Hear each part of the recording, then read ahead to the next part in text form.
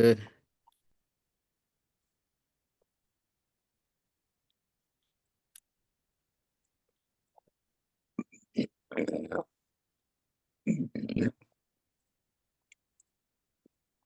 Welcome everybody.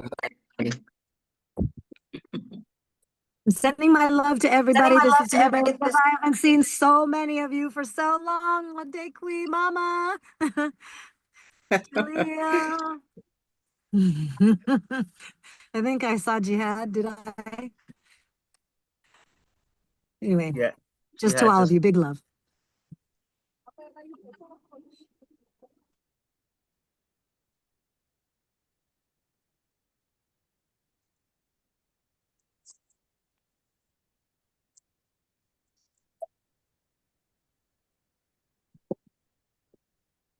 Great.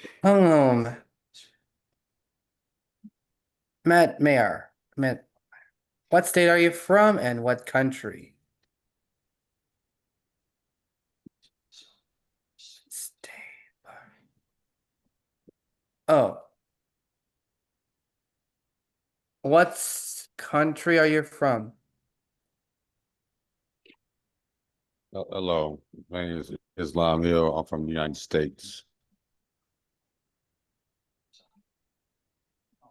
Huh?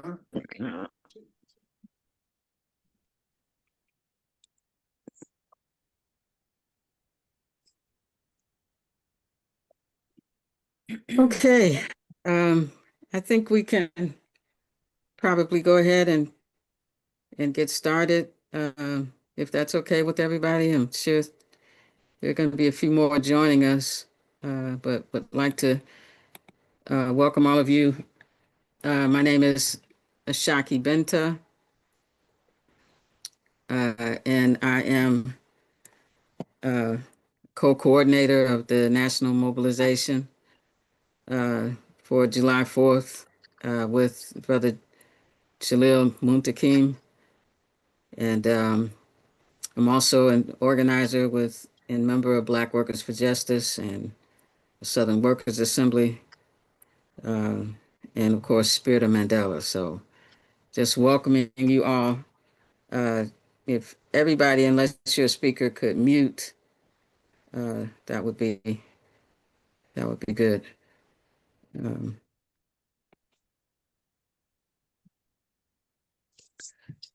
So this is our second national mobilization meeting that we're having, bringing forces together to, talk about organizing and mobilizing to July 4th, 2026 in Atlanta, Georgia.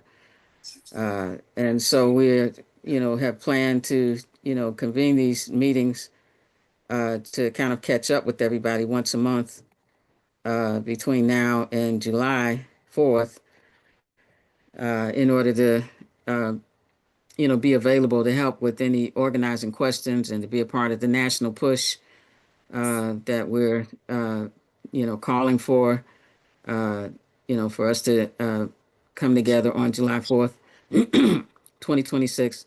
So tonight we had in mind a couple of speakers before we open the floor. The agenda will be, we'll do introductions again, if people don't mind, so people know who's here and, what region you're in, what city and state, and what organization you're with. So that would be helpful. And then we had planned two speakers, Kali Akuno from Jackson, Mississippi, who's the director of Cooperation Jackson. But unfortunately, he was hospitalized today and maybe having some surgery or something. So he's not going to be able to join us tonight. But we do have Sister DEQUI, KIONI. So we'll be introducing her, who's, an important member of Spirit of Mandela Coalition. And we'll also get a few guiding words from our national chairperson, Emeritus JIHAD ABDULMUMIT, And so we'll, hear from him, and then we'll be opening the floor, I think, to, folks that, bring up questions, comments, thoughts, creative ideas, and suggestions. To hear from everyone, we'll get, a few regional reports in, as to what we're planning and what we're running into while mobilizing. And once we have a little bit of time to discuss those questions or concerns, then we'll move on. And we'll also hear from our co-national chair, Jalil Muntaqim. So again, thank everybody for being here. And I'd like to introduce my co-chair, Jalil Muntaqim, to introduce himself first, and then we'll go around and have introductions from each of you, which we only want to take, a minute or so per person. So just your name and organization and where you're from is what we'd like to get quickly. So toss it to you, Jalil, and then we'll keep going. Thank you. Thank you, Sister Ashaki, for that opening, that welcome. Assalamu alaikum, peace, pause, Beragani, Jumbo, Hafladea, Harim, Haping, Guten Tag, Shalom. Whatever your native language, I wish you peace and solidarity. I'm Jalil Muntaqim. I am the co-national coordinator for the Spirit of Mandela Coalition National Mobilization Against Genocides, July 4th, 2026, Atlanta, Georgia. Also, I'll leave it with that because I can go on and on and on, and we don't need to do that. And I had the esteemed pleasure of introducing my dear beloved Queen Mother DEQUI in a minute. So let's I'll just pass it on now to the. Are we, Ashaki, are we popcorning this, or how are we doing this? I think just going in a row would be fine, if that's okay with everybody. So if we can go. Let me just I don't know how many people I don't see everyone here on with their windows open, with their screens open, so I won't know all the names. But I'm gonna go down the names and just ask the people who I call to give your name, your organization, and where you are located. Okay. First, my brother, dear SoM Wu, watching I think he's looking at a comic book or something. SoM. SoM Wu, come off mute. Yes. Yes, your name, where you're from, and the organization you're representing, if any. So what state? You froze, my brother. We couldn't hear you. We can't hear you, brother. Froze.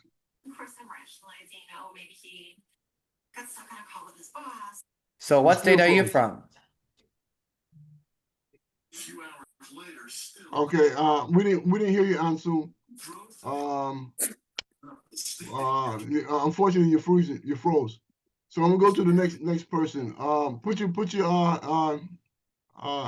Please mute yourself again, Ansu. Thank you, bro.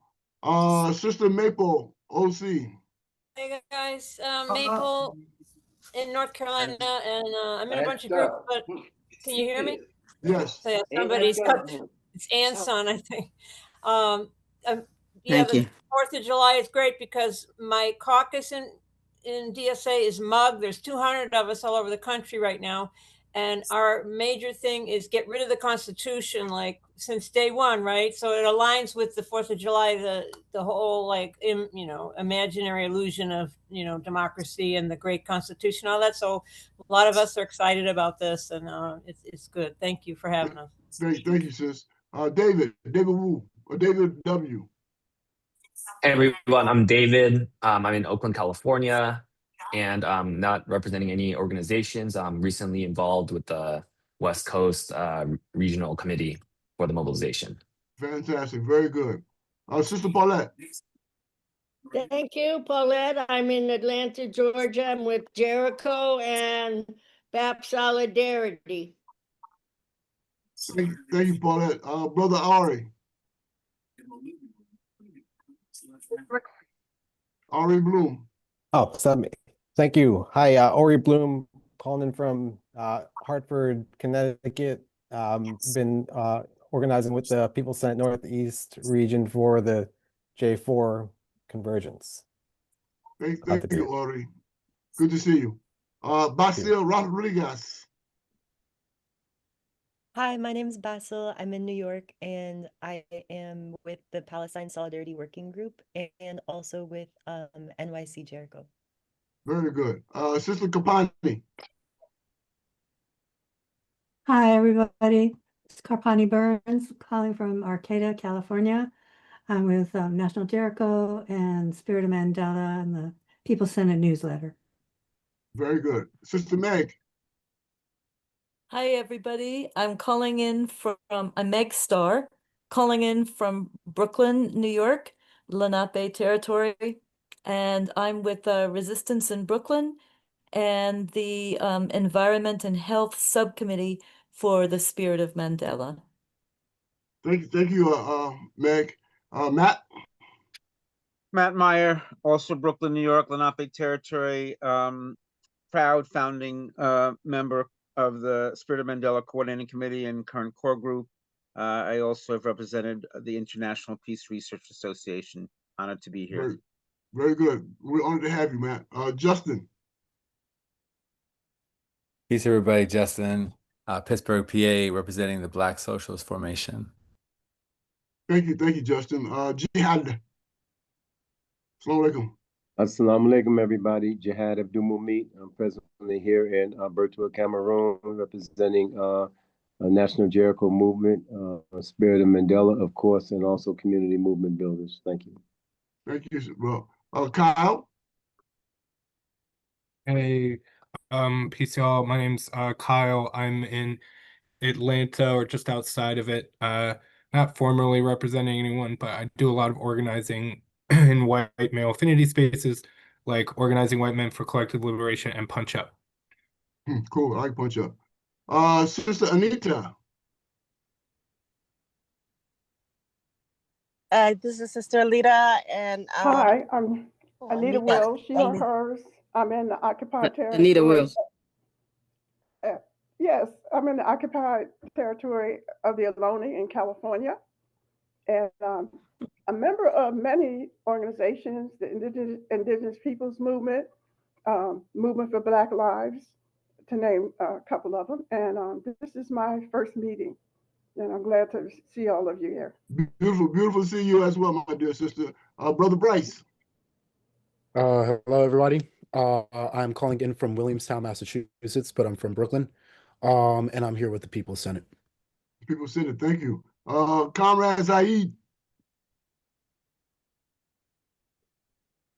Mic checking. Y'all hear me? Got you, bro. All right. We hear you. Malcolm X Commemoration Committee, New York City. Well, I'm actually in Newark, New Jersey. Free land, all power to the people. All power to the people. Got to turn your mic up a little bit, bro. I can't barely hear you. All right, my bad. Right. Comrade Jasiri. Peace, Resurrect, Jasiri Fahali Kiyama, Brooklyn, New York, organized with Hala, How Lives Link All Together. Also the Northeast co-coordinator for July 4th Convergence. Anybody in the Northeast region, please holla at me. That's right. Like that, Noob. Sister Noob. Hi.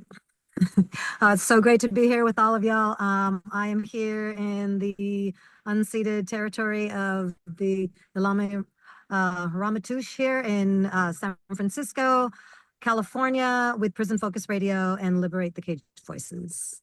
I mean. My dear comrade Bob, what's up, bro? Good evening, everyone. I'm Bob Lederer, based in Harlem, Lenape territory. And I'm with Resistance in Brooklyn and also Out FM, which is a queer trans left weekly radio show. Thank you, Bob. Brother Jawanza. Hotep, everybody. Brother Jawanza, the chair of the Kansas City. Can you hear me? Yeah. Yes. The chair of the Kansas City chapter of the National Black United Front of the Midwest region. Cool. Sister Alita Torre. That's what we got it right this time. No worries, no worries. Free the land, Sister Alita here in Richmond, California, and Vallejo, California, with the Pair Above the Store Cooperative. Thank you, sis. Thank you, sis. This is oh, there you go, Brother Alan. Free the land, y'all. Alan Takol, Malcolm X Grassroots Movement, New York chapter. Cool. Sister Sophia. Hi, good evening, everyone. Good night. I'm Sophia Williams with the Spirit of Mandela and other organizing spaces, Free KIONI-SADIKI, Free Mumia, and I'm also in the Northeast region. Cool, cool. That's all the names that I see up. We've got 49 people on, but how about Edwin Cortez? Yeah, former where political you at, prisoner, Ed? POW. I don't see you. I don't see you, Ed. Where you at? Yeah, gotta go another page over. Oh, another. Okay, I'll do that. Yes, I got to be trained on all this internet shit because that shit is all new to me. But Yeah, you ain't the only one, I you're guess. loud and clear, so please. And I'm getting old. I'm getting as old as Matt. I think Matt might be older than I am. Matt might be older than True I or am. false? Be older than I am. True or false? True or false? All right. Hey. Okay, I got you, comrade. It's good to see you. Greetings to everyone. Free the land, free Puerto Rico. The Zionist enemy out of Iran, Palestine, Lebanon. Man, this is fucking unbelievable. In 2026 that we got to live through this shit. We're going back to the 1960s. I don't know, some people can talk about the 40s and 50s. I know I started when I was 15 years old, and that's like 55 years ago in the ghettos of the south side of Chicago, Inglewood. And I'm working out at LA Fitness on 35th and Martin Luther King Drive, Chicago, which has been a ghetto of the Black community for who knows how long, since Daley was in power back in those days. So Thank you, Brother Edwin. Thank you. Huh? Thank you for introducing yourself. We got still others that haven't had a chance to introduce themselves. Brother Tariq. Okay, thank you. Brother Tariq. Assalamu alaikum.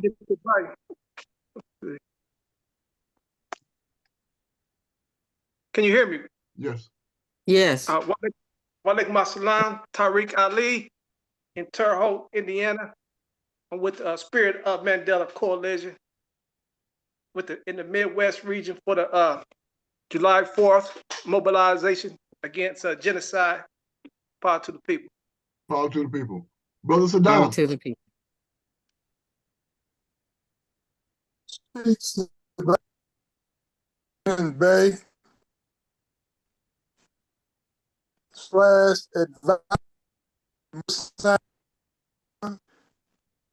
Indianapolis, Indiana. All right, brother Saddam, I'm going to let you know that we have a bad connection. We didn't get all of what you said, but we're extremely grateful that you're here. Brother Tag.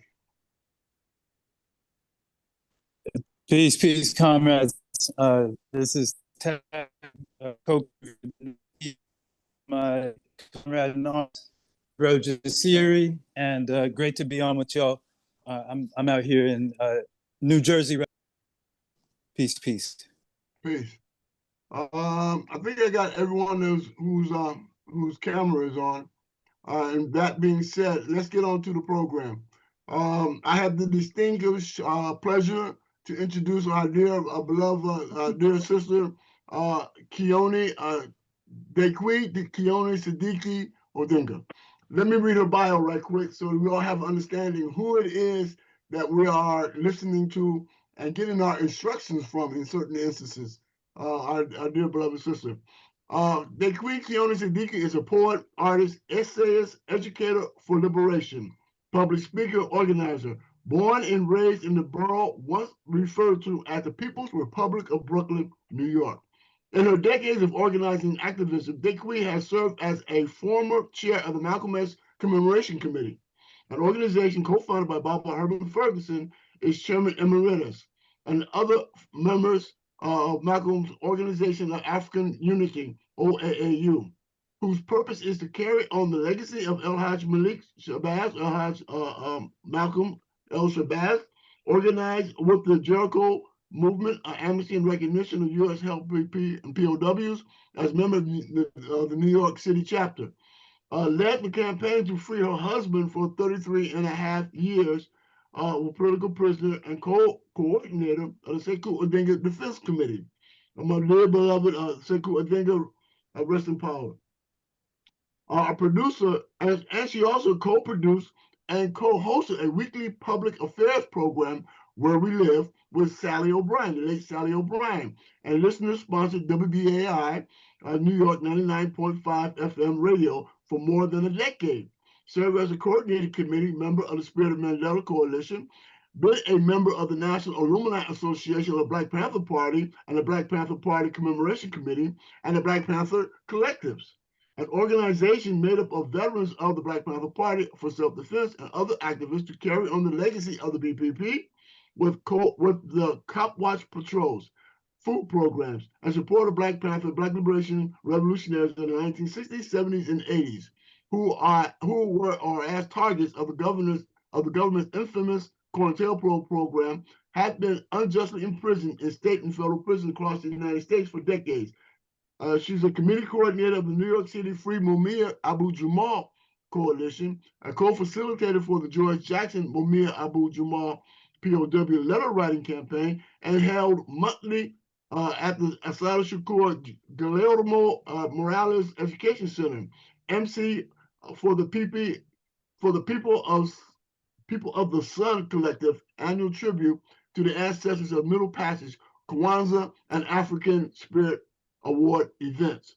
The DEQUI has been interviewed extensively with essays and articles published in the New York Amsterdam newspaper, Huffington Post, Truth Out magazine, the Journal for Socialism and Democracy, Care, Climate, and Depth, a transdisciplinary problems and possibilities, Black Panther alternate lives, an enduring legacy of the Black Panther Party. She is the co-editor and contributing essayist to Look for Me in the World, an excellent book that we all should have, and the Sun Collective annual tribute to the Ancestors Middle Passage, Kwanzaa, and African Spirit Awards.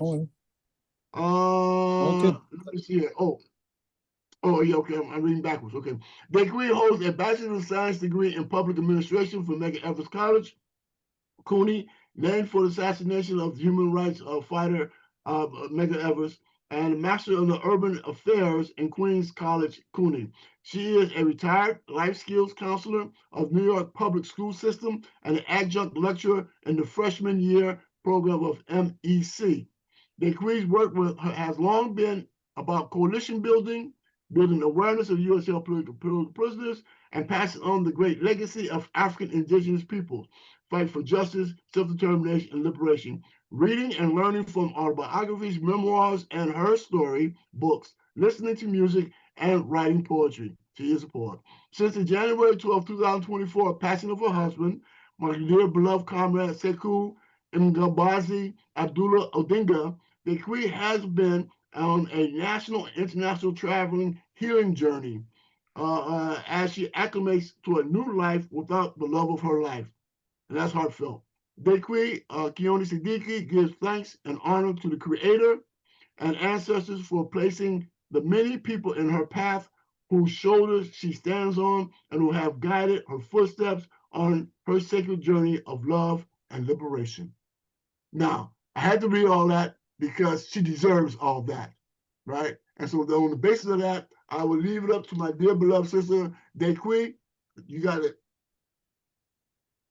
Okay. Thank you, Brother Jalil. I didn't think you needed to read all of that, but I appreciate it because I know that there are people here who don't know who I am. So I do appreciate that.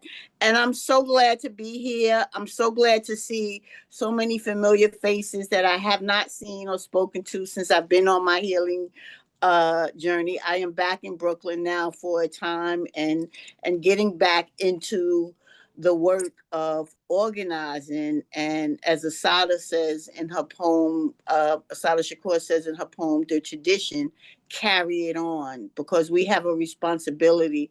The brother talked about here we go again.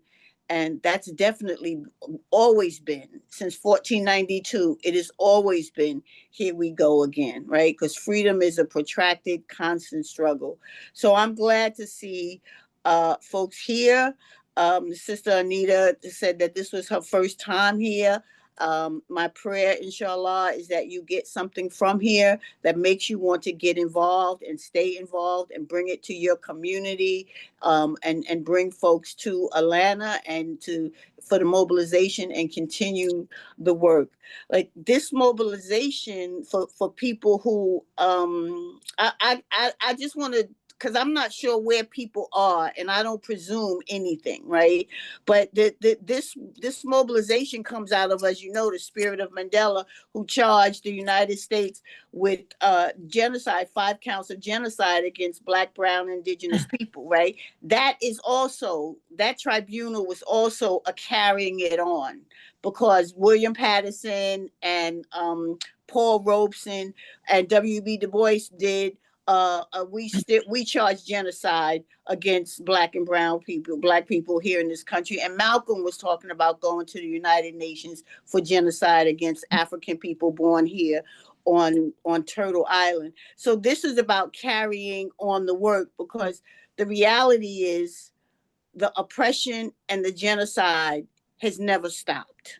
Sometimes genocide is bombs and drones and cannons, but other times it's miseducation, it's environmental racism, it's police terror and murder, it's inadequate health care, piss poor education. It's all those things that commit a slow death to people who are not white, not rich, who are African and indigenous. And so that is why we do this work. And that is why we're glad that people are here for this mobilization to counter the mythology, the narrative, right? Frederick Douglass said, what to the slave does the 4th of July? And so we're here saying every day with our resistance, because this is a commemoration of our resistance for hundreds of years, 250 years, actually more. But this stolen, this United States is talking about 250 years. Well, indigenous people have been here for longer than 250 years,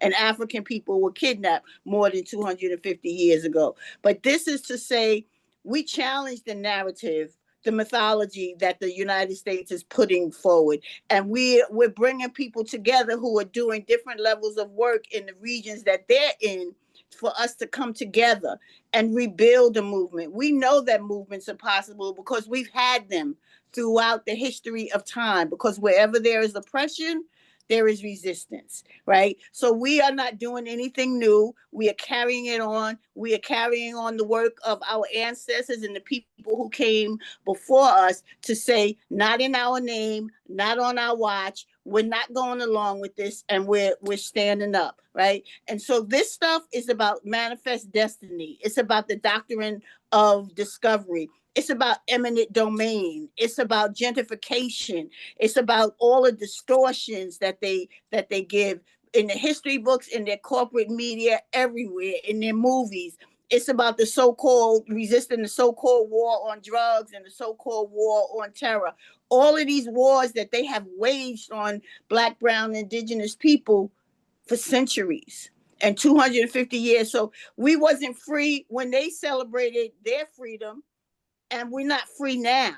We are in, I always said, Sekou was in maximum security. We are in minimum security, but it's becoming more and more maximum, because the police state is consolidating and making surveillance and control and denial of movement ever more present.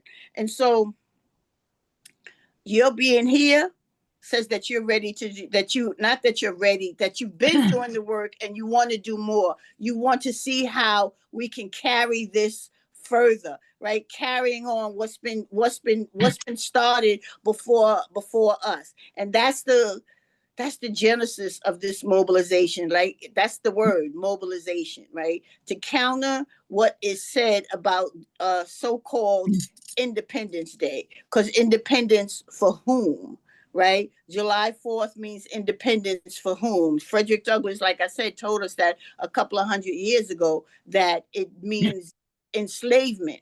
The contradictions are so glaring. So we want people to come. We want people to organize. This is not an event. This is a mobilization so that we get the information. We build with each other. We build relationships with each other. We get inspired, because it inspires me when I am around people of like mind. It inspires me that, yes, sometimes we get tired. Sometimes we get discouraged. Sometimes we're frustrated. Like, why isn't this happening? Why isn't that happening? But when we come together with people who think and feel and believe in freedom, like we do, then it's an inspiration. And it don't mean that it's easy. It's like Chase said, we got to think about doing the impossible, right? But when you come with love and when you come with resistance, then you know that it's not meant to be easy, and it's not going to be easy, because we're up against a mighty, mighty state and a mighty, mighty empire that means to destroy us, that means to take over. They steal everything. They steal resources. They steal lives every single day. Like we talk, we know what's happening around the world. I just read something that 250 children were murdered in Lebanon just this morning, right? So we know that these murders are taking place every day. And as I said, sometimes it's the genocide that is dropping a bomb on a hospital or a school or an apartment building or people. But other times it's the fact that people can't find employment, that people have cancer that is taking their lives, that children are graduating from school and cannot read and write, that food deserts exist where people cannot get decent quality food. We are eating Frankenstein food. That's what I call it, right? I had a tomato when I was in Belize a couple of months ago, and I smelt the tomato. I don't know how many people on here, but it did not hit me until I was there, and I cut into the tomato and I could smell it. I don't smell tomatoes here when I cut them, right? So what they're doing with the food, all of these things is what the spirit of Mandela is dealing with the health and the environmental and the political imprisonment and mass imprisonment. And so this mobilization, we all we got. We are all we got. And so we want people to come there ready to learn, ready to work, ready to carry it on, ready to go back to their places to organize, right? And it's historic, just like the silent march when it was the lynchings. And thousands of women marched in silence to protest lynchings. Black women marched to protest lynchings. It's the march against the Pettus Bridge in Alabama. It's the Million Man March, the Million Women's March. It's the March on Washington. These things have gone down in history of this nation, that people don't just sit by and let it happen. And so that's what this is about, carrying it on, keep on doing the work. So it's going to be the day of July 4th. And then on the July 5th, there are going to be workshops and continuing the conversation. So we know how to, or we learn how, or build towards taking what we got, the energy, the inspiration, the motivation, the mobilization, taking that back to the places that we come from, to then help to organize and mobilize the people in our community. Because as we know, we say, dare to struggle, dare to win. As long as we are struggling, we are winning, because that means that there are people that don't go along with it. And so we need everybody, or as many, well, I take that back, because we don't ever have anybody. The Black Panther Party was one of the most historic movements in this country, right, of the 20th century, because we're in the 21st century, right? There was 5,000, 6,000 people. There's millions of Black folks.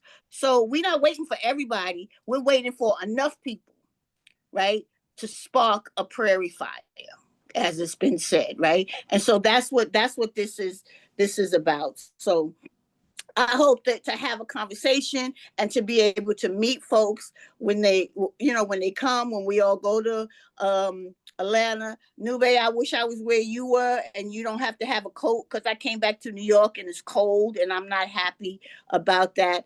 And Justin, I want to say to you that Sekou, when Sekou was underground, he was in Pittsburgh and he said that was one of his most favorite places to be. So I haven't gotten there, but whenever I hear someone from Pittsburgh, it makes me think of Sekou and how much he loved it. Well, yeah, and I think maybe who he was connected with was one of my mentors who taught me so many things. So people always care about what names they say, but so I'm glad Pittsburgh was meant something to him because he meant a lot to Pittsburgh. Yeah, yeah, and they didn't know the name Sekou Odinga because he knew, he had different names. He said he always knew where people knew him from by the name.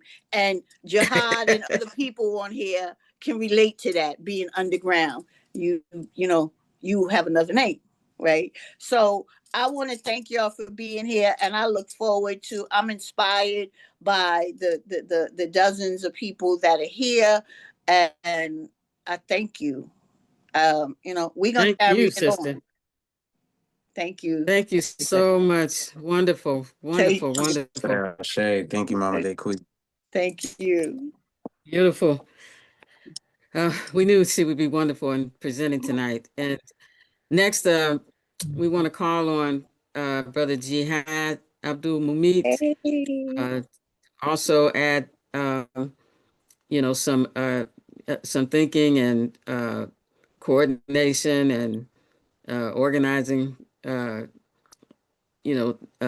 tips for us as we mobilize toward July 4th. So, Brother JIHAD, we appreciate you. He's still in Cameroon, so it's the middle of the night there.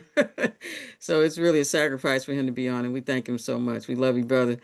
And let me present Brother JIHAD ABDULMUMIT. Thank you, Sister Ashaki. Assalamu alaikum, everyone.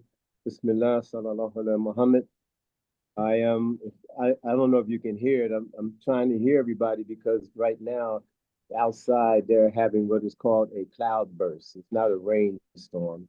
It is a phenomenally powerful rain that makes it almost difficult to hear somebody across the room. I don't know if you can hear it here, but they call it a cloudburst. That's what's going on outside. I wish nighttime here, so it's really phenomenal. It's an incredible experience. But in any event, you can hear me, but it's difficult hearing you guys.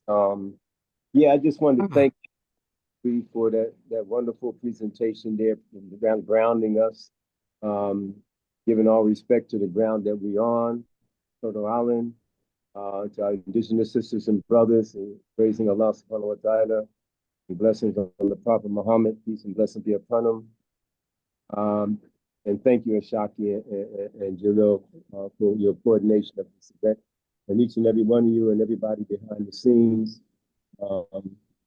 that's doing all this work. So just a real couple of points that are very, very important.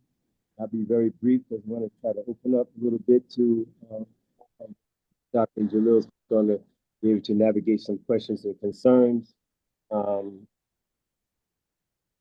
DEQUI mentioned that the oppression and genocide has never stopped. You can ask anybody on the streets and communities in the United States, and you know that.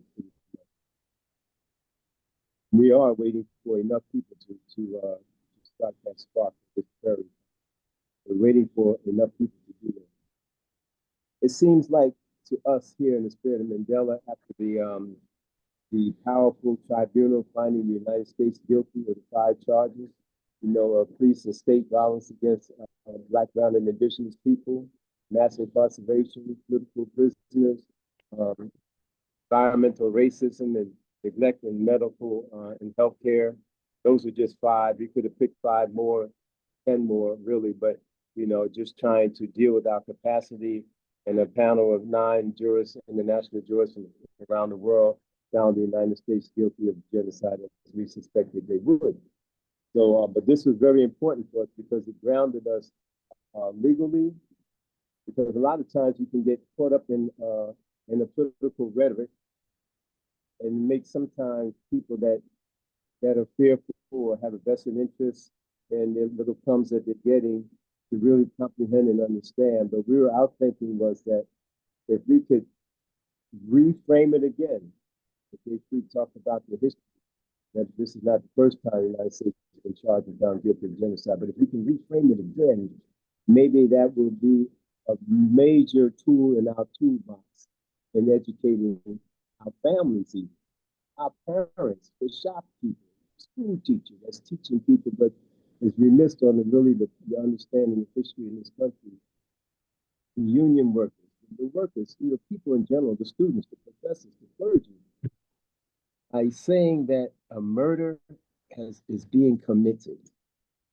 Just let's remove all the politics. We know we can't, but just for the sake of you feeling what I'm saying, proving that a murder has been committed. A murder is a murder. There's a body in the street. There are bodies at the bottom of the lake. There are ghosts hanging from trees. Our community is devastated. And to put it in legal language, it was our hope and understanding that, if we can really package this, that it would bring a better understanding and clarity, to people that we're trying to educate, including your own parents across the breakfast table, if you will. All right, so they have to battle through your political rhetoric. Oh, honey, no, we don't really believe, when you start talking straight up legalities, somebody's guilty, and then that changes the whole thing. So, therefore, we had to try to be very successful. But unlike William Patterson and W.E.B. Du Bois and our comrades back then, we know we needed to do more than just take it to the United Nations. I think Al-Shabaaz would probably roll over in his grave if he realized today how impotent the United Nations is. He didn't realize that back in the 60s. Let's take now it's not just so much taking it to the United Nations for our understanding and our efforts, is taking our struggle internationally. Not so much, just landing our plane in the United Nations and it not being heard. But he would roll over in his grave if he was to see what was happening today with that. So one of the strategies amongst several is that we're going to try to build a massive network, a structured, disciplined network across the United States that would, empower us and embrace all the efforts that's going on. Because a lot of times, sisters and brothers, when we talk about the country, we can get so deep into that we don't really see all of the righteous and right-on efforts that's being done in our communities across the United States. We can get so much on the 6:30 news time about what's going on that we don't realize the positive things going on. So one of the unique features of the Building the People's Senate is to go out and acknowledge, recognize, and recruit into this mobilization all those organizations and even activist individuals that are doing phenomenal work in our communities across the United States. And to go beyond our ideological boundaries, to go beyond our silence, because it's a very interesting phenomenon that's happening in this century, is that we've gotten, even in our struggles and our efforts, hard struggles like that, it seems like we fall into a normalization of just working within our own organizations. Who can raise the flag? Who can account for this freedom of this prisoner? Who can do this? Who can do that? Who can claim this victory? Street corner stuff. But and we somehow know that we're locked into that. And so the People's Senate Initiative is seeking to break us out of that and organize across the country and to build a structured, disciplined, a network that's going to institutionalize our resistance. Because thing is interconnected, the dialectics of things, but there is a difference. Can you speak up a little bit, Jihad? Okay, there is a difference between protesting, which just always have to happen. We have to be a voice against oppression, and building a structured resistance. So after the most powerful protest, you go. Eating. I might not make it. Damn, now what, you know, for those as old as I am, I'm going to say, okay. Put your face here. So this building of a People's Senate is trying to address that. It's one of a few, not one of many, national initiatives to break beyond the boundaries, you know, to build, organize, mobilize those organizations and structures that already exist. You know, there's people's assemblies across the United States. I see Alita Torre is on. It's good to see you, sister, in the West Coast. You got the people's assemblies. You got the people's assemblies down south here. Well, the people's Senate is even to bring them into a structure, you know, so that we can begin to share resources, vetted out information, because we know we're challenged by artificial intelligence and misinformation, even when the misinformation seems to be going in our favor. Yeah, but it's not even true. So tell no lies, claim no easy victories, you know, and we're trying to embrace everybody in that particular structure. So we have the July 4th. It's just one of several initiatives that we have to really try to put the People's Senate on your calendar, your mental calendar. You know, so we're asking people to come out to this mass mobilization. We'll try, I'm sure, have it streamed for those who cannot travel, you know, and just be able to really utilize the energy and space of us being there together. And then the next day, July 5th, which is vitally important to have that sit down, roll up your sleeves, get ready to work to figure this stuff out, to figure it out. How are we going to exist in a place called the United States of America beyond any protest anybody can talk about? I don't care if you're talking about Gaza, Palestine, any condition, food, clothing, and shelter issue. How are we going to go beyond the protests and build a structure? So even when we talk about political prisons, we say free Mumia, free KIONI-SADIKI, free anybody. What do you think the government is hearing when they hear us say free anybody? Man, they give a flying F about what you're saying.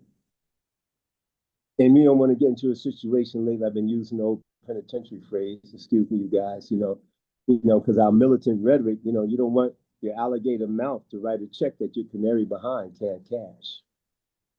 So while we shooting, you know, and analyzing this and that, you realize the government's not paying you no mind. As a matter of fact, that's a strategy that strategy of paying you no mind is very interesting. Not only does it not get any coverage, people go on their own way because our microphone is not really big at this particular time, but it's very frustrating to those organizers. Eventually, they're just banking on you going home anyway. And I'm wrapping it up now, Ashaki and Jalil. They're capitalizing off our protests and lack of building. Because, you know, you can tout to the whole world that in a place called the United States of America, in spite of ICE repression and police repression and criminalization of First Amendment rights and all this stuff is squeezing us a little bit, you can still get around and protest in a good old place called the United States. So feel good about that. And when you protest and don't do anything behind the protest, actually, the government is actually benefiting from this, saying, yeah, you know, we're letting these people protest. What are you doing? That you don't have no oomph behind anything that you're doing. You realize what I'm saying. And our protests are small. Look at the No King's Day protest, talking about, there was like 8-9 million people in the streets. And the government is still looking at that. Okay, now what you going to do? You're out to voice something. Who you going to vote for? Democrat, Republican? Are you going for third party? You can get some minimum people. Shoot your own horn with that. You see, there's really not able to organize in an effective way. I hope you understand what I'm saying. The worst place to be in 10 years from now, in 2036, worst place you want to be in is the same place we're in right now. I can guarantee protest next egregious incident. I hear you, Brother Jihad. Well, I'll leave it there. So if you wanted me to go through the flow of the day, maybe you can do that at the end of the program, or if you want me to just tie that in real quick, Ashaki, I don't know. Yeah, tie it in real quick, and then we'll open the floor. Okay. We're coming on Saturday, July 4th, 250 years, of resistance against political repression and genocide in Atlanta, Georgia. While everybody else is celebrating 250 years of yay. So we're going to utilize this as a segue into the people, into our people in our community. That's why we say the word celebrate. We ask you to come out here, we're going to give you a different flavor of what's going on.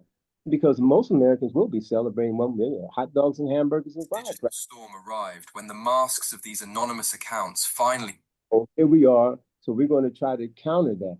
But at the same time, we're going to be having edutainment.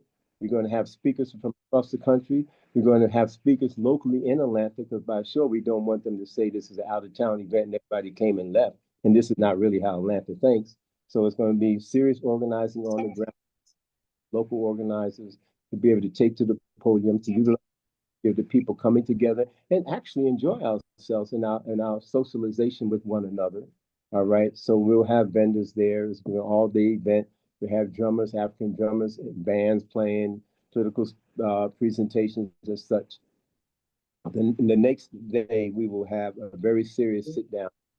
That's going to be organizing, representing different organizations, and we're going to roll up our sleeves and do some hard thinking. Said some of the solution to a lot of problems is some critical thinking. And so it's going to be taking everybody their comfort zone, out of the rhetoric, and figure out if you had to build a sense of governance. We have lessons from the 1968 in Detroit, Michigan. We have all these examples of us trying to build some semblance of governance, but we're going to try to do that here. We're going to begin our journey, with building a sense of institutionalizing our resistance, and let's see how well that can go beyond our rhetoric. So I'll land my plane right there. I'm here to answer any questions. We all know the seriousness of where we're at. We want to just be able to utilize our strength. When we say solidarity, it's going to be a functional term that we're going to put into practice, not just a verbal term and just write a good statement and put it out on the email and say, okay, so now what? Now what we're going to do? So we're going to try to answer that question, what we're going to do here inside a place called the United States of America. Thank you. Assalamu alaikum.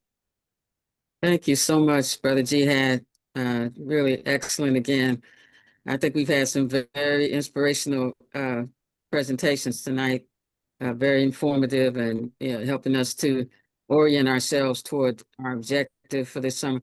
So what we want to do now is open the floor up for a few minutes to hear from people, your thinking, your challenges, your any thoughts or comments or suggestions you have that may help us to better mobilize this update. So we want to do that for, maybe 10, 15 minutes or so. And then we're going to end with some quick updates from each region. And, we have some information from the July 5th day that we want to bring forward and get, some thinking on. And then we'll be able to close the meeting from there. So I see some Comrade Edwin Cortez has had his hand up. If you have a comment or question, brother, go ahead, Edwin. Let's see. Can you hear me? Yes, we can hear you. Okay, because I'm not too good at this internet stuff. It's been challenging tonight because, it hasn't been worked as well as we wanted, but go ahead, brother. Well, I just want to say that that's bad on Jihad's part, that I got to communicate with him through this meeting, that I haven't been able to get a hold of him for the last year, maybe. He's been hiding. And just want to say that I'm a Puerto Rican political prisoner and prisoner of war. I was arrested June 29, 1983. I'm a third-generation Puerto Rican accused of seditious conspiracy. Sedition was only used against Puerto Ricans, began in 1936 against Don Pedro Albizu Campos, leader of the Puerto Rican Nationalist Party. In 1950, the nationalists that attacked the Blair House the resident of President Truman who dropped the nuclear bomb in Japan or hydrogen bomb. The nationalists not only took over Congress in 1954, but they condemned the barbarity of what President did on the people of Japan. And what's happening in Gaza, Palestine, Lebanon, Iran, man, those are crimes against humanity. I wish I could do something about that shit. And I'm serious about it. We need to do something because, hey, this has been going on and the world is silent. The United Nations is silent. And we can't allow this to happen. We got this idiot president. I never believed that in 2026 we would living in this world like this. And so I grew up in the 60s, 70s, and we built a movement and we know how to fight. So, hey, I'm ready to fight. Let's do it again. That's right. We got to start all over. It's a crying shame for this to shoot. Well, like Sister DEQUI laid out, it's, you know, it's our struggle continues. It's an ongoing struggle, and we got to meet the needs of each period that we find ourselves in. Thank you, Brother Edwin, for your comments. We freed 3 generations of Puerto Ricans, Abisu 36, the Nationalists 50-54, and in 1979, 15 of us came home because of the people support. And I was in prison. I was in prison when Nelson Mandela took his step out of that prison, and I was really moved. And we defeated the South African government, and we can defeat the Israeli government. Bullshit ain't none. We know how to fight. Thank you so much, Brother Edwin. We agree. I mean, the Puerto Rican independence movement has been so important inside this country, and it continues to be so.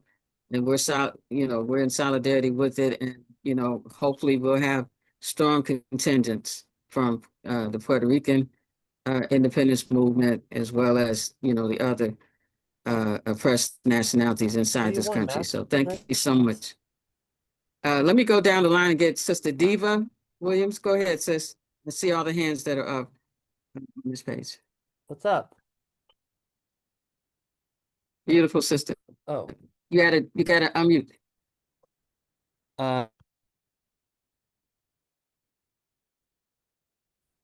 She's trying to unmute. Give her a second. Sister Diva Williams.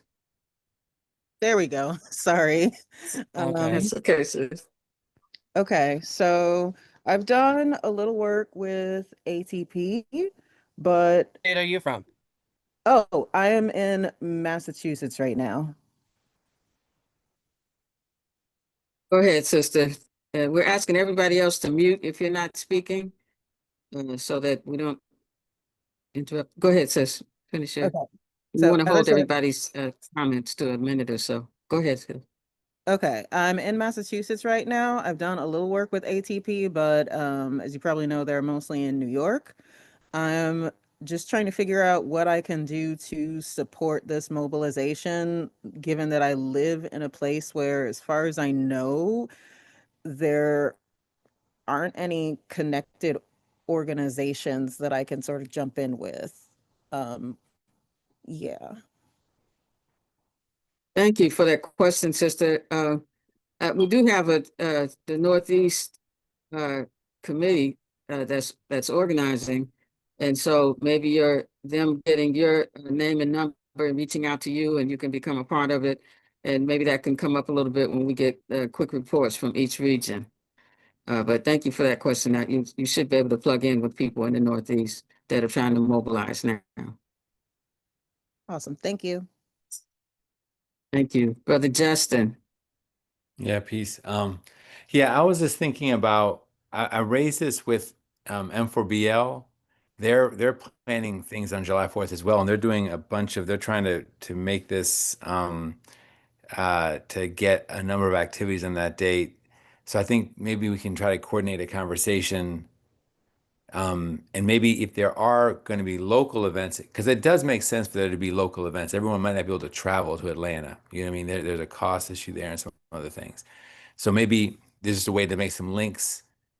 I'm not sure, you know, if it'd be anything more than ceremonial, but just wanted to offer that as something maybe to follow up on after, or to ask, is anyone talking to them, to the M4BL folks, because they are trying to plan some July 4th things.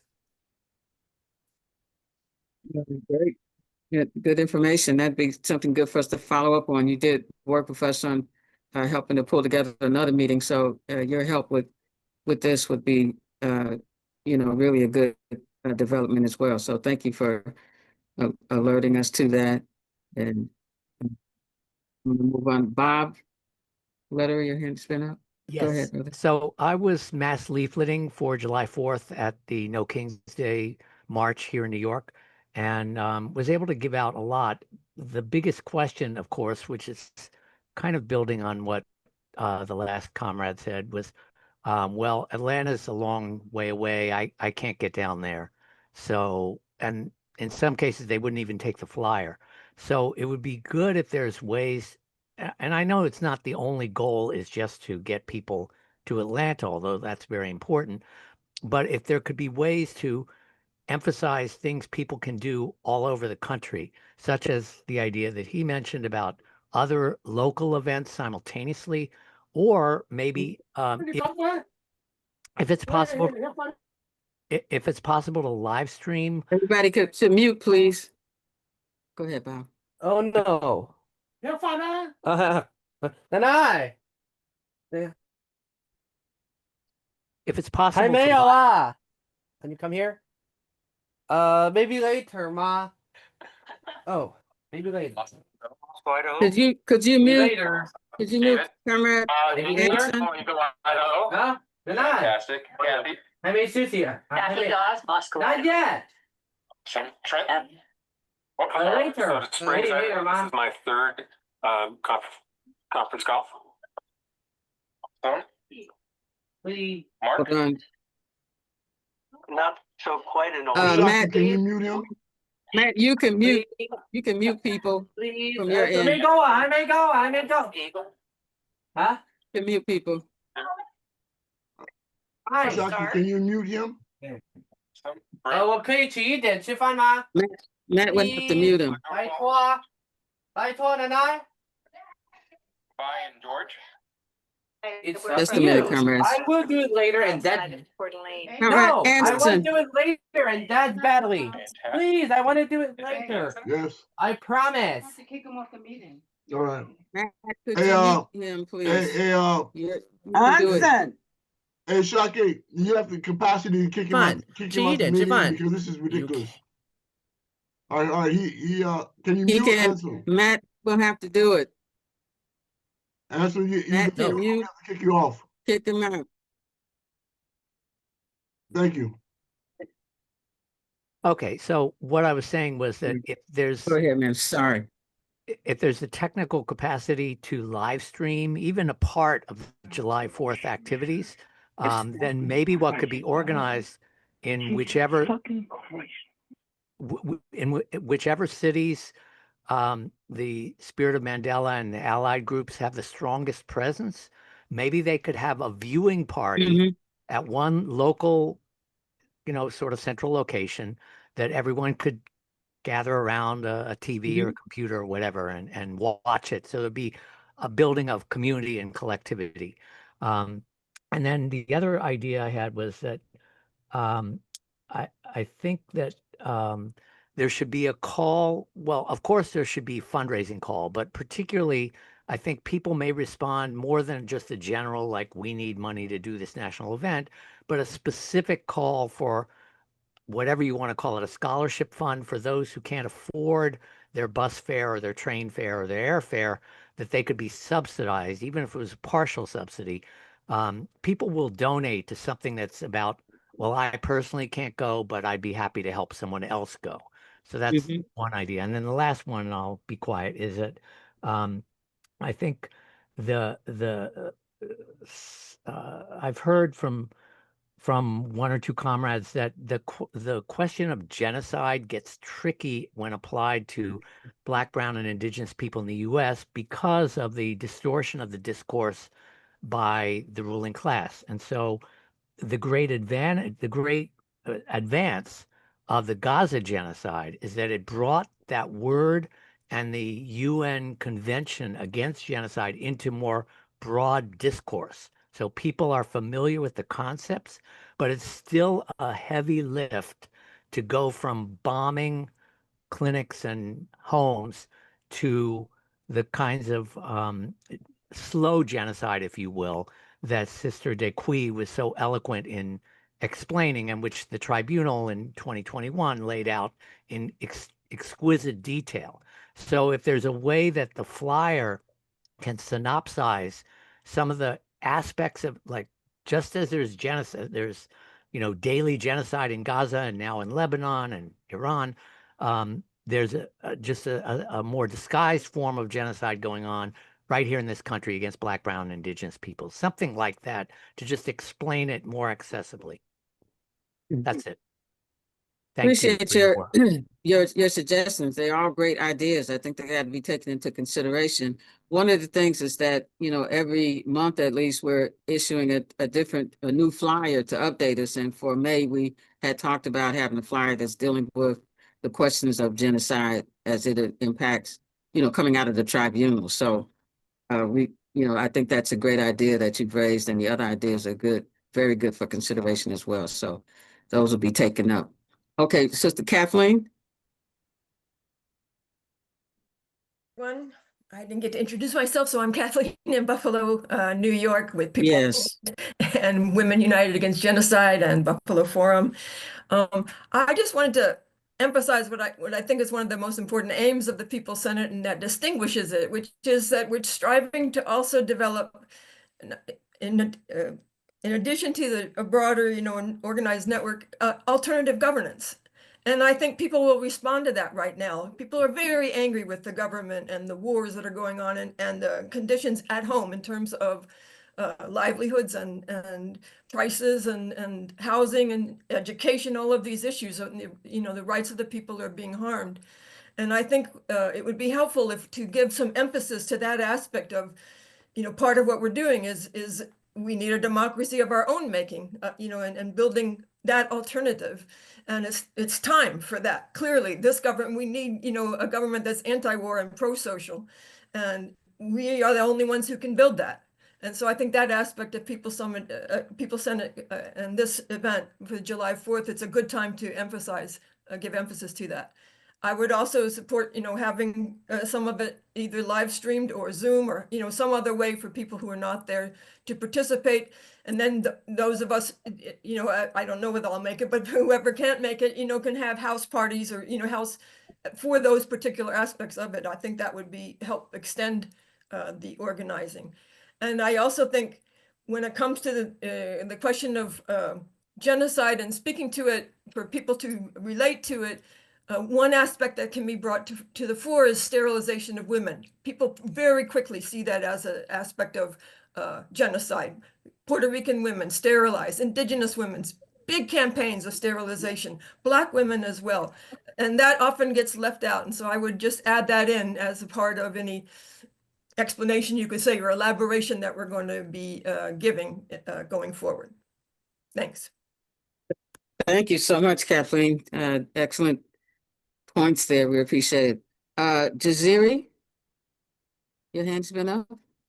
Yes, thank you. Jasiri, New York, co-coordinator of the People's Senate July 4th Convergence, also organizer with Hala. Yeah, this is not much of a question, but maybe some of an additive to the, as Baba Jihad was talking about, the figure it out session. And, we've been doing a lot of outreach, talking with folks related to, the July 4th Convergence. And, many folks are, trying to understand, what's going to be happening, right? What's going to be happening when we're there? How are we going to be engaging in dialogue and conversation? So just to some of those thoughts related to the figure it out session, is there anything that folks should possibly be prepping or probably having some conversations related to, as you're saying, hashing out certain issues, right? And, what issues are, important for certain regions, right? Because, we have different regions coming and such. So those are just some thoughts that came to mind related to the Figure It Out session. And then to Bob, yes, to Bob's question, we are, talking about having watch parties, right? So, communicating to folks who are not able to make it out, that we'll possibly be organizing watch parties or even asking different, counties, right, to host a watch party, right? So, that's important. Like I said, anybody's, in the Northeast region, please reach out to us so we could connect. So, we're making sure that we're, organizing that and streamline that very much so. Also related to the fundraising as well. I know Steve could speak more related to that, but I know for the Northeast region in the fundraising committee, they have talked about getting pledges, right? The transportation is $100 round trip. That's what they mapped out. And so they're asking groups, organizations, folks who are able to, pledge a person, right? That'll be $100 or 1 to 5 people, right? So yes, we should connect and have more conversations so we could, get folks the information that they need. And same thing, I think, we're also going to be sharing, I believe, a packet or a package coming up soon that will have information to help folks, learn about, the tribunal, what the Spirit of Mandela is, what the People's Senate is trying to do, right? The campaign and the July 4th convergence, while also all that is also in the information that folks are being sent on the website. Right. So we should constantly, let folks know there are places where they could, even the tribunals, on YouTube, right? So folks could watch and learn and educate themselves related to those issues. Thank you, Brother Jaziri. Very good suggestions that we're going to be having, a few minutes for regional reports. So that fits in nicely. We're transitioning to that. Brother Steve and then Angel, I think, will be our last speaker. We'll need to move on. Go ahead. Oh, no, we see. Yeah, so thank you. Jaziri covered a lot of what I was going to say in terms of the work we're already doing in the Northeast about a watch party and fundraising. What I want to add to that is only that if these things are going to happen, people have to get together and make them happen in their local areas and in their regions. So we've got to get on the ball more with that. We do have monthly meetings in the Northeast. I guess this will come up in the Northeast report. Anyone who wants information about that, who doesn't get the mailings, maybe you put your information in the chat and we'll make sure to put you on the list. And we have to have similar kinds of organizings in other cities, et cetera. I know folks from Pittsburgh have been coming to our Northeast meetings. So in any case, the work, Edwin, could you mute, please? Is going to be done locally as well as nationally. So it's great that people are all here and raising their suggestions, but we've got to get down and do the local tasks that need to be done. Thank you, Steve. So we have two last comments, Sister Angel and Sister Anita. Okay, Sister Angel, go ahead. Hello, everyone. This is Angel Marie from Occupied Karankara, aka the Houston Territory. And just to add on to the discussions that we've been having, I wanted to share a few things. So regarding the discussion of genocide as it concerns the African diaspora within the United States, I do wish to share for those who are uninformed, but here in solidarity, that Black neighborhoods, churches, schools, houses, businesses have been bombed over the course of the U.S. settler colonial states history.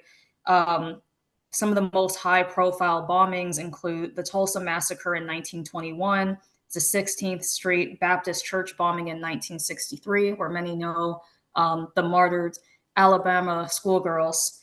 and the MOVE bombing of 1985. Those are just to name a few bombing events in a history of the African diaspora within the United States. I also want to share some recent events, is that there was a resolution presented to the United Nations that urged reparations for slavery's historical wrongs. This was spearheaded by Ghana and received 123 votes in favor.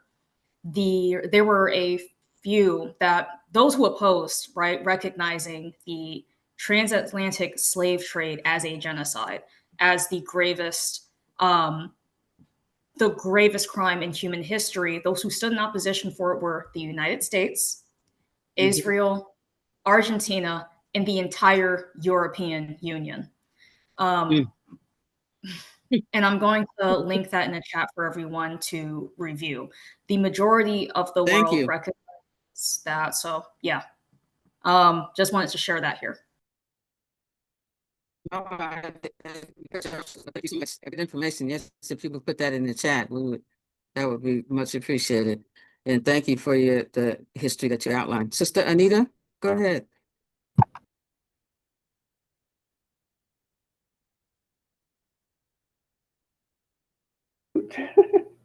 Oh, there.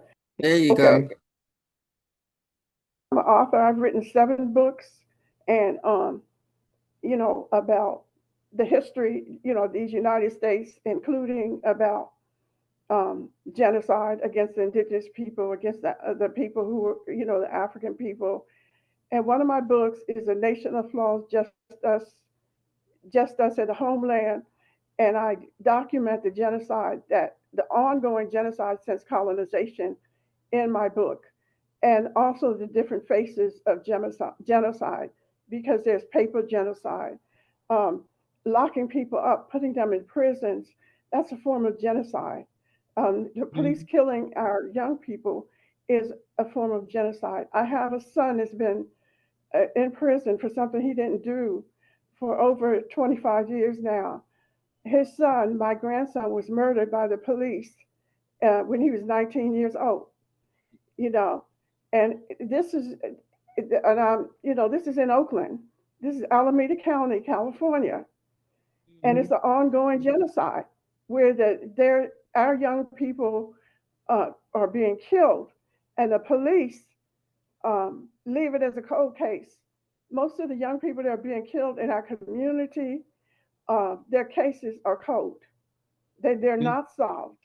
And that's the way for the police to go around killing our people, and nothing happens. You Be know, held accountable. so right, they're not held accountable. So to me, it's an ongoing genocide, and I think we should, you know, that should be a big issue, you know, of any gathering that we have, because we have to take that beyond these borders. You know, we have to make that an international issue. They're also over, you know, in Africa, the same people are behind the genocide against our people. You know, and I think that we can, you know, should make a point of that. And also, the thing about, you know, like there were so many of us that were getting together around the time that Trayvon Martin was killed. You know, the parents and family of people who were murdered, and I'm thinking about a quilt. You know, putting those names on who were murdered by the police, and opening up Wonderful that quilt. idea. So those are just some suggestions that I thought of.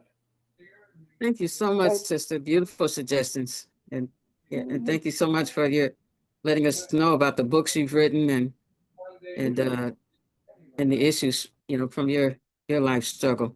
Very important. So now it's getting close to time for us to close out.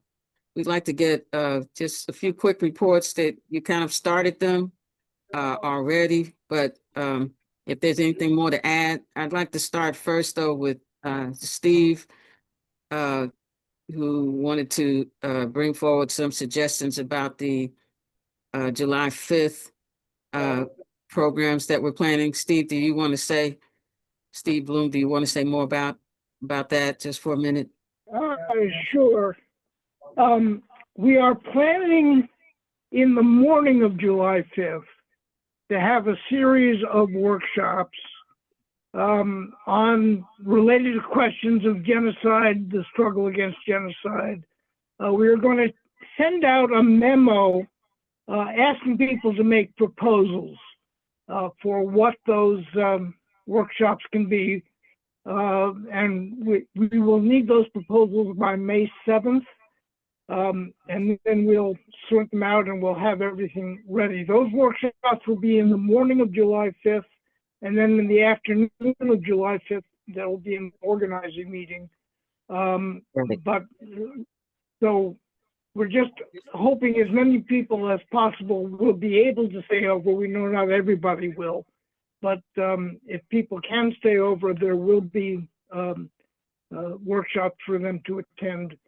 If you have ideas for workshops you want to organize, I'm not sure what the logistics are of getting that memo out. I know that the core committee has it, and it's just a matter of getting it out to people. So maybe we can do that in the next few days. It's fantastic. Sister Mac, your hand is up. Did you want to report on the Northeast?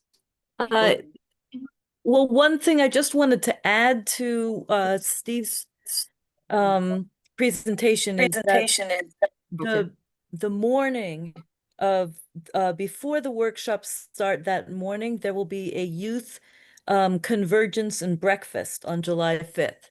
So if there are young people in your regions, try to get them connected with the workshop committee, because the young people from the workshop committee will connect with them. And I think that's a very positive part of the whole thing, is the number of young people who are working on the July 4th weekend and giving them a chance to have their own time. Thank you. That great. Sister Angel, you were talking a little bit about what's been going on, the building in the Southwest. Did you want to add anything else that people should know about the approach and work that you guys have been doing there? Quickly. Yeah. So here in the Southwest, something that we've been doing is the Houston Arms Embargo campaign. So the Port of Houston here actually receives shipments for components of the F-35 jets that are used to bomb Palestine. They are then sent to Dallas for assembly and then sent over to Israel. So what I'm going to do is link a petition that we have been working on, doing community outreach, organizing, engagement, and for everything that we do when we're raising funds for political prisoners, when we're raising funds for refugee camps in Palestine and Sudan, when we are talking about lifting the sanctions against Cuba, we present this Houston Arms Embargo, which I will link in the chat for everyone to review. Dozens of organizations have sponsored this campaign, and I am with the All African People's Revolutionary Party and the All African Women's Revolutionary Union. We are supporters of this organization and this campaign, so I would encourage you all to look at this, sign, and let other people know that you can make a difference in stopping this genocide. Thank you, Carmen. Thank you so much. Okay, do we have a report from the Midwest?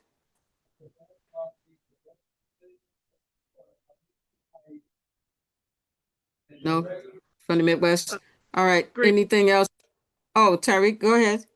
Yeah, Tariq, I am here as a Midwest convener, and we got some comrades coming here to town, and I believe it will be a instrument of a guidepost, a pilot of how we're building the new African Booker T. Washington Community Center and the People's Program.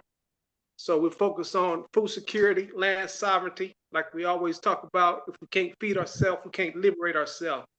So as we come in together to mobilize, that's a key component, I believe, that I'm focused on, not only carpooling with the Midwest, trying to get people focused on transportation and getting there Okay. and the residents, but for the programs, for the people's programs and how we aid and assist one another, how we network, like Cooperation Jackson, like them brothers, how community builders movement come together.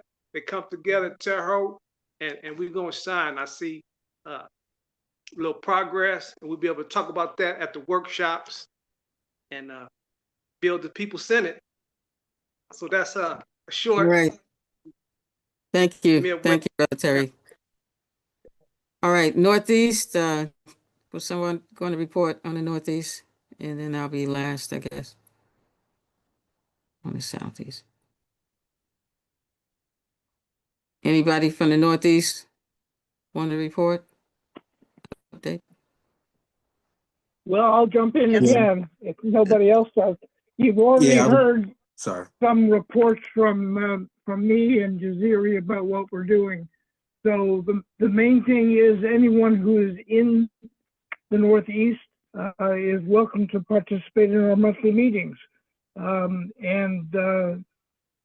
If you want information, I guess the best thing is to put your information in the chat, so we're sure that we'll get it. Okay. Anybody else that I heard several people trying to speak? So, is there anybody else who wanted to say something about the Northeast? Meg, was that you? Yeah, Oh, agreed. and Yeah, agreed. Same thing as Steve said. We have our monthly meetings. Please reach out. One of our comrades, Ori, put the forms in the chat, right? So you have the National Mobilization Against Genocide, the interest form, right? That's interest form that all the regions are filling out. And then there's the Northeast region form that we're also asking the Northeast regions, folks from the Northeast region to fill out, so we know where you're coming from within our region, right? So we could connect and engage. So we know how many folks are coming from your county, so we could understand, what is y'all needs, right? Related to travel and such. great. Thank you. Very good. I'll just speak a minute on the Southeast. One of the things going on across the South right now is this state takeovers of home rule, particularly in areas where, there's Black majorities or Black people are perhaps able to control some of the local institutions, that serve the communities there. And one big struggle right now has emerged in Birmingham, Alabama. And that struggle is dealing with the state takeover of the Birmingham, Alabama water system, which was a Black-run public, water system. They've privatized it and removed the board that was majority Black, and now have gone into the workforce where there were, something between 800 and 1,000 workers, and they have just summarily fired 400 of those workers. They just came into work one day, and they were fired from their jobs. So we've been engaged in an organizing campaign with them. We hope that we can mobilize a number of these people to our mobilization on July 4th. But this is something that's, hasn't just happened there, but it's happened in other areas across the South over these last 10 years or so. And so it's a very important struggle going on. Another aspect of our work is following the July 4th and 5th mobilization. We're going to be conducting a Southern Tour for Power, gathering forces that are engaged in struggle in 5 states across the South, from Memphis to Alabama, Mississippi, Georgia, South Carolina, and North Carolina right now. And so we're in the process of organizing that, and those convenings will occur in August during Black August period as well as September. And we'll be bringing forward struggles like the one that's taking place in Alabama now, but others that involve students, environmental justice, workers' rights, and electoral, Black majority power in those areas that's being undermined and challenged. And we all know the history of that. So that's a part of our mobilization that will be taking place once we leave the July 5th plan. That would be a part of our next step in the southern region. So those are some of the things that are happening. And when we convene again next month in May, and we haven't established the date yet, but we would like people to bring reports about, the level of mobilization that you're beginning to take shape. How many people do you think you may be able to bring to Atlanta? What things you're engaged in to help people get there? What problems you're running into? So that we can share that information and know, how we might be able to help if we can. And really appreciate all of you joining tonight. And when we convene again next month, please bring, 2 other people with you from your region or your area who are getting involved in the mobilization for July 4th and 5th.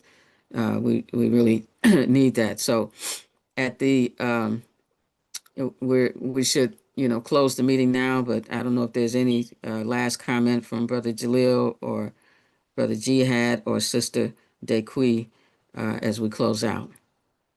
Yes, Sister Ashaki. First of all, I want to thank everybody for showing up who did show up today. It's very important that we show up, right? There's no other way that I can say that, right? It's very important that you put 10 toes down in the work that we're doing. This is very important. It is life and death, right? These are the people who believe in genocides. These are the people who believe in mass murder. These are the people who believe in basically the idea that they're superior to any other people on the planet. That's a problem, right? Keep in mind that the international jurors found the United States guilty of the charge of genocide on 5 counts. One was police murder of our people, right? State-sanctioned violence against our people, as Sister Anita was raised that question. So that is the issue that we are also dealing with. It's important that we bring those questions to our community, right? How do you feel about state-sanctioned violence? How do you feel about them killing our people, right? And if people feel bad about that, then they need to get organized. Right? Health inequities. Someone was talking about women being sterilized. Well, that's the issue that we talked about in terms of our campaign, right? On the issues of health inequities. That's one of the issues that the international jurors found the United States guilty of, right? The murdering of our people by virtue of health inequities. We are the highest people to have the highest degree of asthma, highest degree of heart disease, highest degree of kidney disease. You name it, we got it. All right, the seriousness as a result of poverty. Poverty is imposed upon us. Poverty is not something that we ask for, and that's something that we strive to have, right? Poverty is imposed upon us by the system operates. Okay, environmental racism. That's the issue that we are addressing, right? Because environmental racism is one of the causes for the health inequities. All right, the places where many of our living are polluted. Okay, and then we address those issues. Everything from lead paint to polluted water, right? Water systems that we are addressing, right? The existence of mass incarceration. We know they mass incarcerate us, right? Black, brown, and indigenous people. And imagine people being in prison at the age of 16. Or for me, I went in at the age of 19, get out until I was 58 years old, right? 40-something years old in prison, 68 years old, some years in prison, right? 49 years in prison. Now, lucky for me, I had a baby, I had a child in the womb when I was arrested. But there's many of those inside prison who are not reproducing, right? Can you imagine years and years people in prison and not reproducing? That's genocide, right? In whole or in part. All right, so we need to understand that when you organize in your community on the basis of what we're trying to achieve here, you raise these concerns, right? There are general concerns that will need to be raised in the communities where you are organizing that. Sister Ashaki said next month, I want you to bring 10 people, right? Show me that you're organizing in your community. Show me that you're doing this work, right? Bring 10 people to the next webinar, Zoom meeting that we're going to have here. And let us know that you're organizing. Stokely Carmichael, Torre, told us that one of the things that we're lost at, or that we're funneling at, is organizing. They are out organizing us, right? They can't beat us if we organize, right? Right? If people organize, people united cannot be defeated. That's a truism, right? And for us, we have to make it true. Okay, so we have to organize. You got to get in the community, and you have to organize. Organize, organize, organize. Right? Our failing to organize is failing our people. It's failing our movement. Right? So I am extremely glad to see the number of people that we have here today. But next month, I want to see it tripled. I want to see it quadrupled. Right? Tell us, show us that you're doing what you're doing in the regions of which you're organizing. Right? It's important that, and I asked Matt if you can you put the list of the regions in the chat so people will know what regions they may be affiliated with, or that they should connect to, right? Get that information to these people here, so they know what regions they are in and who they need to connect with. All right, and that's also important. Okay, so with that said, also I'm gonna ask you. It was already in the chat, the newsletter. We have a newsletter in the chat, and it has QR codes on that newsletter. For those of you who do not have it, make copies of it and distribute it widely, right, in your region. Right, we have work to do. Okay, so that's a task right there, right? Get the newsletter, distribute it widely in your communities, right, and get more people involved on the basis of that information that's presented in the newsletter and the QR code, right? Get people to go to that QR code and sign up, all right? That's task, okay? So we're giving everybody a task, right? In terms of what we're moving forward in trying to organizing. So let's get on board with that. And with that said, I yield. Assalamu alaikum, peace, prosperity, jumbo.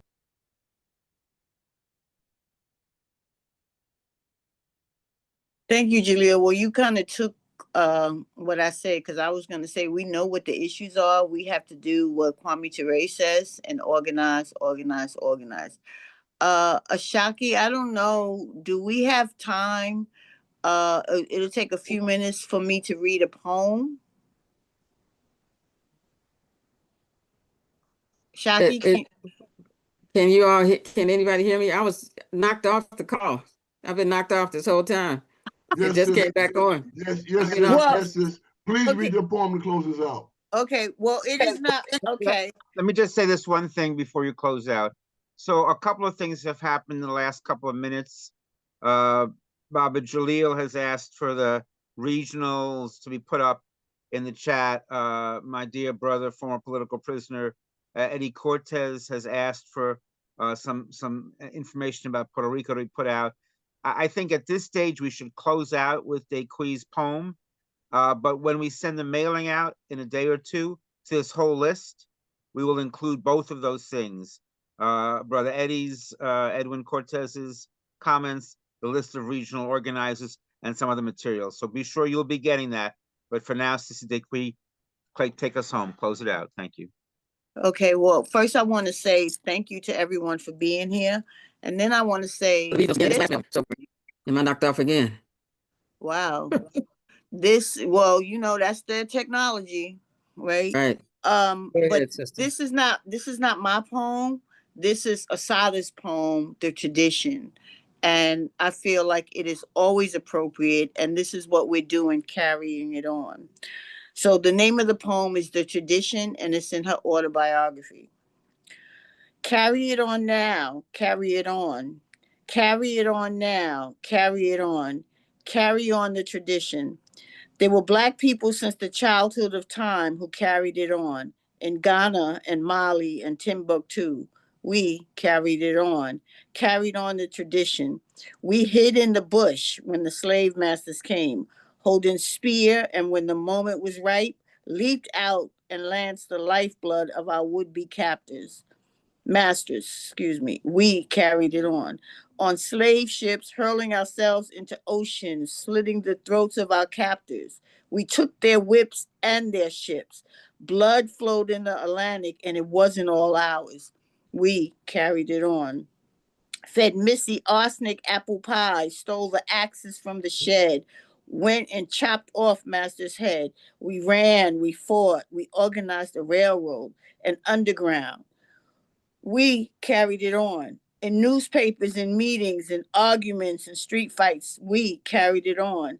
In tales told to children, in chants and cantatas, in poems and blues songs and saxophone screams, we carried it on. In classrooms, in churches, in courtrooms, in prisons, we carried it on. On soapboxes and picket lines, welfare lines, unemployment, our lives on the line, we carried it on. In sit-ins and pray-ins and march-ins and die-ins, we carried it on.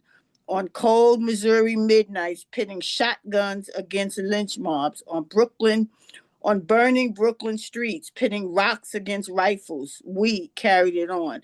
Against water hoses and bulldogs, against nightsticks and bullets, against tanks and tear gas, needles and nooses, bombs and birth control, we carried it on. In Selma, in San Juan, in Mozambique, Mississippi, in Brazil, and in Boston, we carried it on. Through the lies and the sellouts, the mistakes and the madness, through pain and hunger and frustration, we carried it on.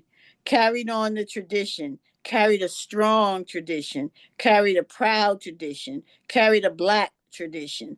Carry it on, pass it down to the children, pass it down, carry it on now, carry it on to freedom.